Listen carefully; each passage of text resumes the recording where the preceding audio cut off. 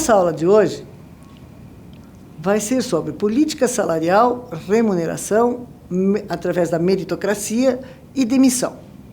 Vamos começar com a definição de salário. Salário é a retribuição em dinheiro ou equivalente pelo empregador ao empregado em função do cargo em que ele exerce e dos serviços que ele presta em um determinado período de tempo. Portanto, o salário nada mais é do que o acordo feito entre empregador e empregado mediante a prestação do serviço e dos resultados que ele presta à sua propriedade rural. O salário pode ser direto ou indireto. O salário direto é aquele percebido exclusivamente como contraprestação do serviço no cargo ocupado. Ele pode ser horista, que é bastante usado nas propriedades rurais, ou mensalista, que é menos usado. E o salário indireto, ele decorre das cláusulas da Convenção Coletiva de Trabalho e dos planos de benefícios e dos serviços sociais que a organização quer oferecer aos seus empregados. Poderia ser fornecimento de residência, pagamento de água, luz, produtos da fazenda, como hortaliça, leite, para os seus colaboradores, assistência médica, hospitalar, odontológica, bolsas de estudo, cooperativas, empréstimos, se for o caso, e alguns outros que o creche, que é muito importante, é um dos benefícios mais procurados, né, pelos empregados e empregadores. Então, depende daquilo que a organização acordar com seus sindicatos de classe. E remuneração? Vimos o que era salário, que pode ser direto e indireto, agora vamos ver o conceito de remuneração. É o processo que envolve todas as formas de pagamento ou de recompensas dados aos empregados decorrentes do seu emprego. Então, salário direto mais salário indireto igual a remuneração. Então, salário direto mais indireto constitui a nossa remuneração. E o que é política salarial? Política salarial nada mais é do que o conjunto de decisões organizacionais que são tomadas a respeito de assuntos relacionados com a remuneração e benefícios concebidos aos seus empregados. Cada empresa pode ter a sua política salarial própria, de acordo com as negociações e com a possibilidade orçamentária que ela tem para oferecer esses benefícios aos seus colaboradores, aos seus empregados. Agora vamos falar um pouquinho sobre meritocracia. O que é meritocracia? A meritocracia está intimamente ou diretamente ligada à remuneração variável, ou seja, que não está atrelada ao salário fixo do colaborador, do empregado. O sistema de mérito, portanto a meritocracia, objetiva recompensar o alcance de resultados em um nível individual, grupal ou organizacional. O que quer dizer isso? Que nós podemos recompensar, através do mérito, indivíduos, equipes ou organização como um todo. Isso vai depender da decisão da propriedade rural no momento em que ela adotar este tipo de remuneração. Portanto, ele é muito utilizado como recompensa na participação de um percentual, de uma percentagem da produção da propriedade rural, quando ela é distribuída para todos os empregados da propriedade. Então, a meritocracia é uma parcela desvinculada completamente do salário fixo, como nós já falamos anteriormente. O salário fixo não tem nada a ver com a remuneração variável através de mérito. Portanto, atingir os seus objetivos e metas definidas, ele recebe uma parcela variável por mérito alcançado.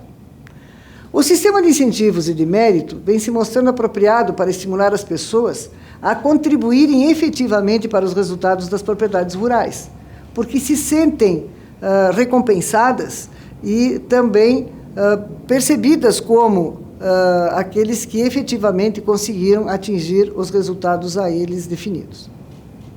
Muito bem, nós trabalhamos todos os processos, tanto de admissão, como o processo de contratação, como o processo de remuneração, e agora nós vamos ver o processo de demissão.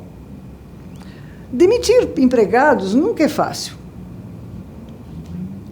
Mas o proprietário rural, deve tentar assegurar que o processo de demissão seja sempre justo.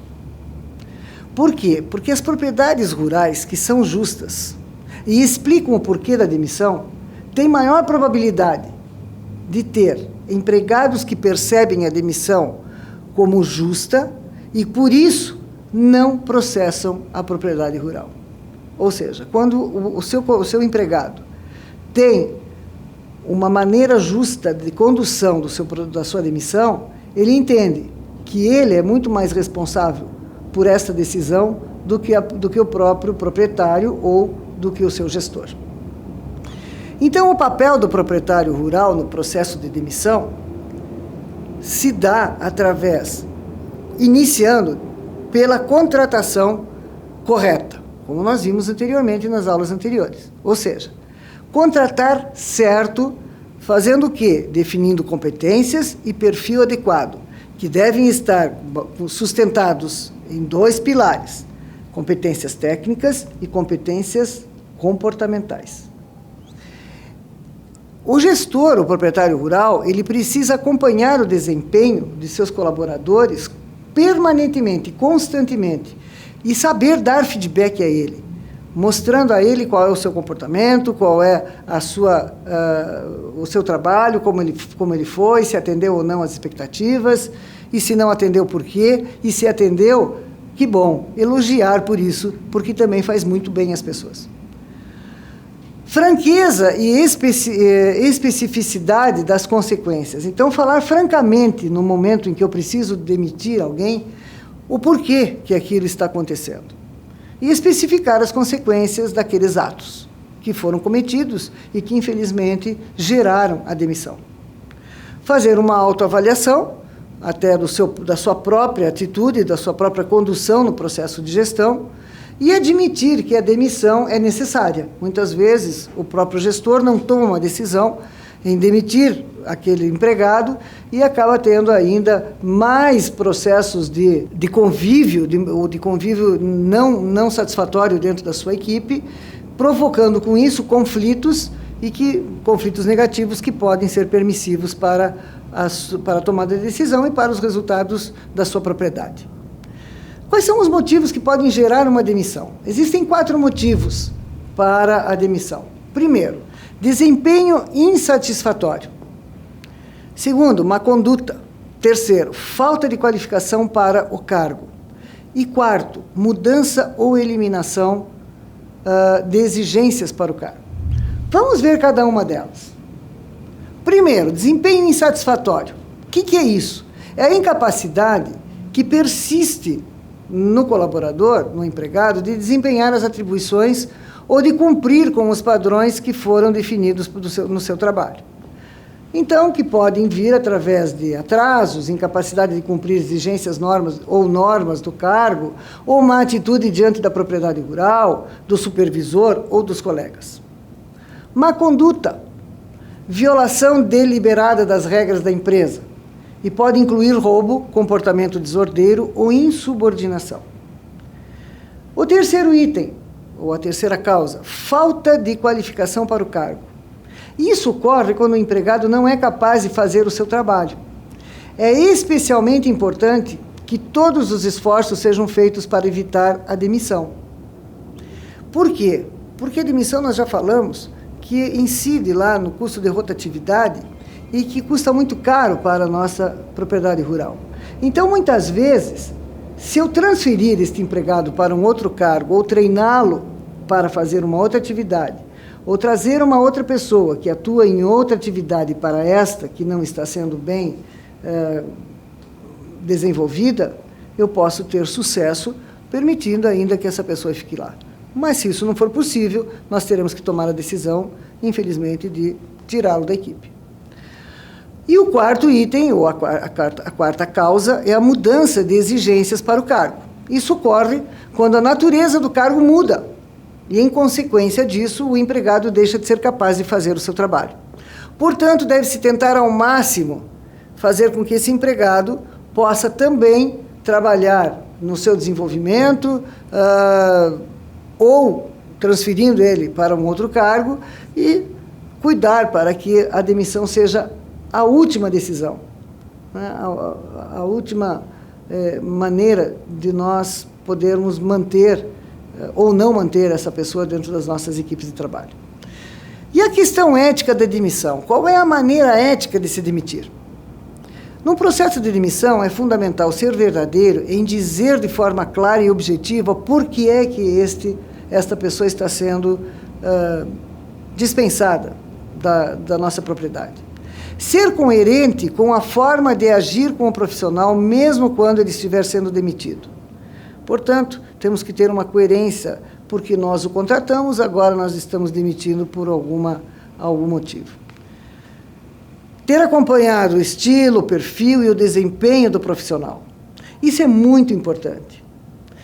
Porque quando nós temos esse acompanhamento periódico, avaliando o desempenho, avaliando o perfil, observando os estilos de cada empregado, nós podemos ter aí a percepção de que nós estamos buscando, da melhor maneira possível, manter este colaborador, este empregado, dentro das nossas propriedades.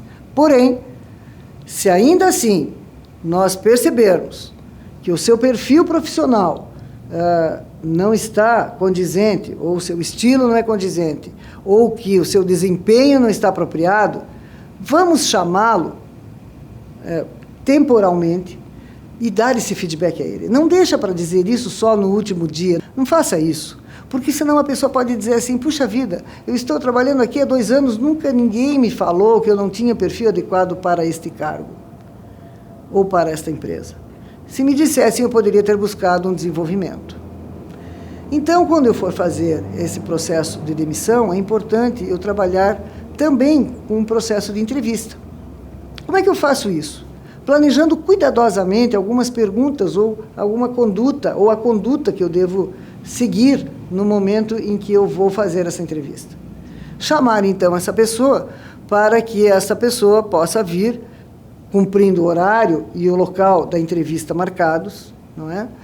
Uma coisa importantíssima no processo de demissão, nunca comunique a demissão por telefone, ou por e-mail, ou por nenhum outro canal de comunicação, como nós vimos já anteriormente em outra aula.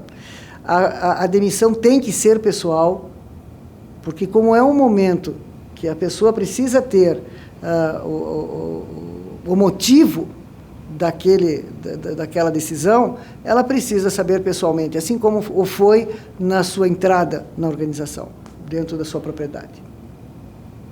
Prepare todos os acordos do colaborador, ou do ex-colaborador já, reserve um tempo após essa entrevista ou após esse momento para que haja algumas perguntas também do próprio ex-colaborador.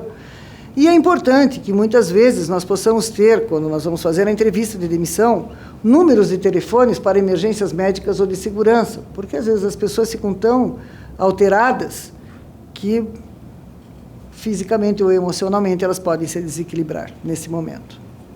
Bem, pessoal, chegamos ao final, então, desses itens tão importantes, desde a entrada até a saída de um colaborador, de um empregado da nossa propriedade rural. E para isso eu gostaria que vocês fizessem uma pequena reflexão. Perder pessoas sem perder conhecimento. Esse é o maior desafio hoje na gestão de pessoas. Por quê? Porque não é só o custo da rotatividade, aquele custo tangível que nós vimos anteriormente, que incide dentro do nosso orçamento, mas também um custo intangível, que é o conhecimento, que é a relação, que são as redes sociais que cada indivíduo tem e que forma quando está dentro das nossas propriedades rurais e que levam consigo este conhecimento, este relacionamento para onde ele for. Portanto, o fato é que, quando as pessoas vão embora, eles não levam somente o seu conhecimento técnico, eles levam o conhecimento dos relacionamentos fundamentais ao bom desempenho da sua atividade. Por isso, a decisão da demissão é a última cartada que nós podemos ter para dispensar um empregado das nossas propriedades. Primeiro, é importante que nós saibamos como contratar, como acompanhar esse desempenho, como desenvolver essas pessoas e trazendo para nós todo esse comprometimento e que ele se sinta parte integrante de todo o processo produtivo e dos resultados da nossa propriedade rural. Muito obrigada pela participação de todos, espero ter sido clara e ter contribuído com o conhecimento de vocês. Obrigada.